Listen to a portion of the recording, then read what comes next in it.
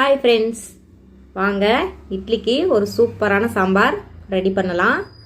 அதுக்கு இப்போ ஒரு பேனில் ஒரு 3 டேபிள் ஸ்பூன் போல் எண்ணெய் விட்டுக்கோங்க. எண்ணெய் காஞ்சதுக்கப்புறம் கொஞ்சமாக கடுகு போட்டுக்கோங்க. அதுக்கப்புறம் ஒரு ஸ்பூன் தாளிக்கிற வெள்ளை உளுந்து சேர்த்துக்கோங்க. அதுக்கப்புறம் ஒரு ஸ்பூன் கடலைப்பருப்பு போட்டுக்கோங்க. போட்டு எல்லாம் ப்ரௌன் ஆகிற வரைக்கும் நல்லா வறுத்து விட்டுக்கோங்க. இந்த சாம்பார் செய்கிறதுக்கு பெரிய வெங்காயம், ஒரு நல்ல பெரிய சைஸ் வெங்காயம் போட்டுக்கோங்க. வெங்காயம் நிறையா போட்டால் தான் இந்த சாம்பாருக்கு நல்லாயிருக்கும். அப்புறம் ஒரு பச்சை மிளகாய், 2 காஞ்ச மிளகாய் போட்டிருக்கேன். போட்டு எல்லாம் நல்லா வதக்கி விட்டுக்கோங்க. வெங்காயம் நல்லா கோல்டன் ப்ரௌன் ஆகிற வரைக்கும் வதக்கி விட்டுக்கோங்க.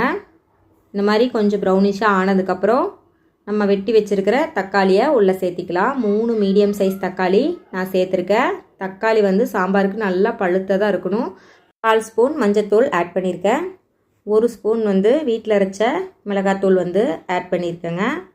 வரமிளகாத்தூளில் போடக்கூடாது, வீட்டில் அரைச்ச மிளகாத்தூள் இருக்குல்ல, அதுதான் இந்த சாம்பாருக்கு டேஸ்ட்டே கொடுக்குங்க.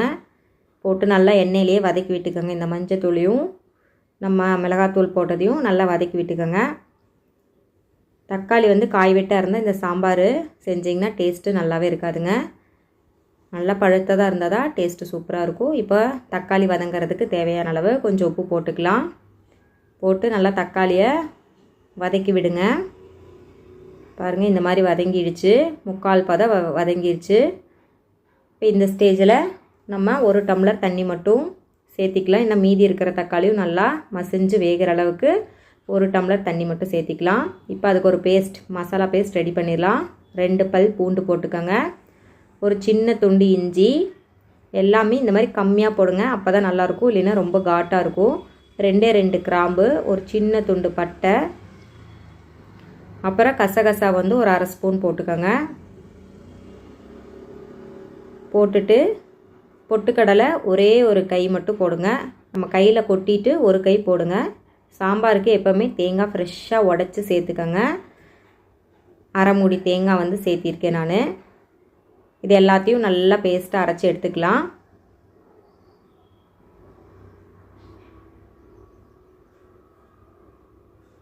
அதுக்கப்புறம் தக்காளி இந்த மாதிரி வெந்துருச்சு.